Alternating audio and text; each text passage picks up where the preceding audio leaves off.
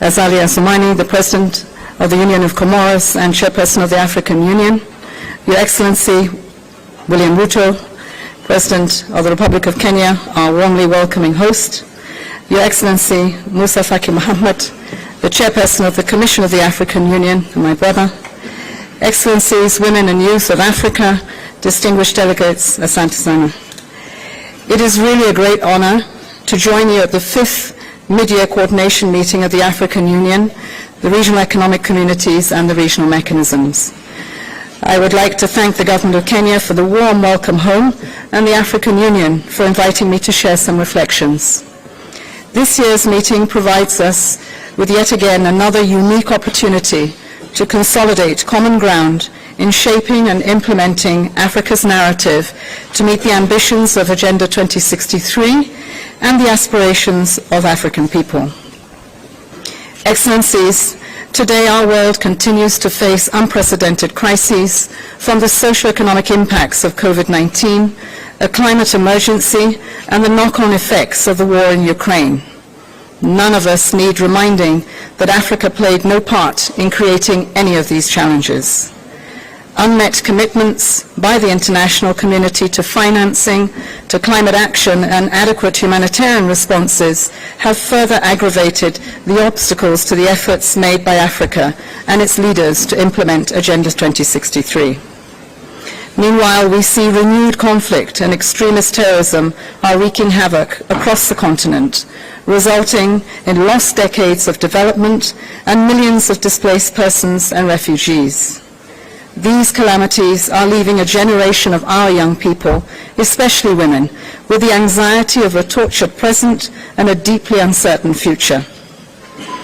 Let me salute you as African leaders. Against this challenging global and continental backdrop, you continue tirelessly, day after day, here and abroad, to make the powerful case for Africa. Africa as the new horizon of possibility and as the source of solutions for its own challenges and those of the planet. Excellencies, you have the United Nations' complete solidarity. In just one important demonstration of this support and solidarity, the Secretary General continues to call the G20 for meaningful climate action that will end the addiction to fossil fuels so that we may address the imperative of a 1.5-degree world.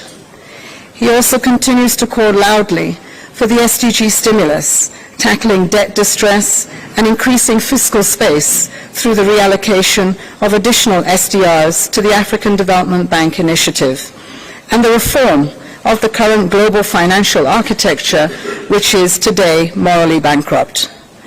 Excellencies, if African solutions to African challenges and opportunities are to be more than a slogan, we must have a strong voice in the G20, defining Africa's innovation and ideas, and we must also have unified action by African leaders to disrupt the unacceptable status quo. We applaud the strong voices of President Ruto, President Macky Sall, and President Ramaphosa at the recent summit of a new global financial pact in Paris. You're here today to discuss, among other very serious issues, the African Union's reforms, the second 10-year plan of Agenda 2063, governance issues, and the work of the regional economic communities and mechanisms. As you do so, you will need to ensure that your cohesive voice and common positions come together to shape the upcoming G20 meeting, the UN General Assembly, and the SDG Summit. It will also inform the Climate Action Summit, the commemoration of the UN Declaration of Human Rights at 75, and the World Bank IMF fall meetings on reform, and then the last of the meetings of the year, the Paris Climate Stocktaking at COP28.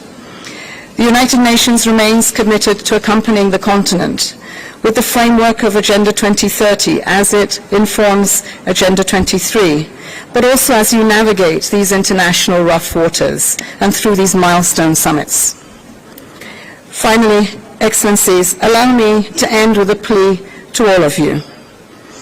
As an African woman and a very proud Nigerian, mother of 6 and grandmother of 4, I have an intergenerational stake in Africa. The continent faces a moment of reckoning when the world appears to take its gaze off Africa. We may appear down, but we are far from out. And as our leaders, we continue to count on you to forge a path towards delivering the vision for Africa that is enshrined in the 2063 agenda.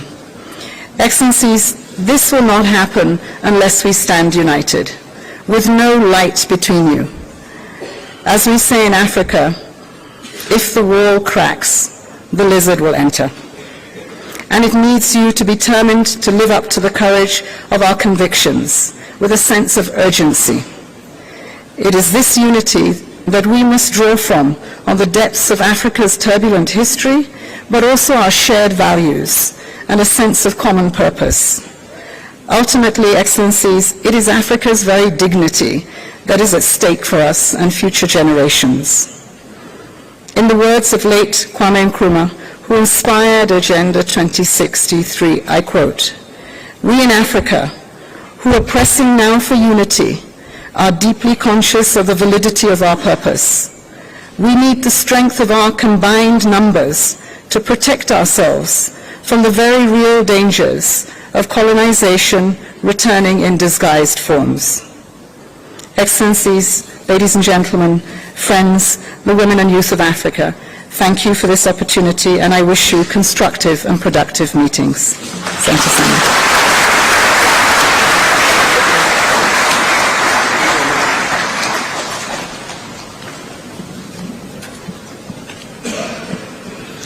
Thank you, Your Excellency, Madam Deputy Secretary General. Excellencies, I now have the great honor to invite His Excellency Dr. William Ruto, President of the Republic of Kenya, to deliver his statement. Your Excellency.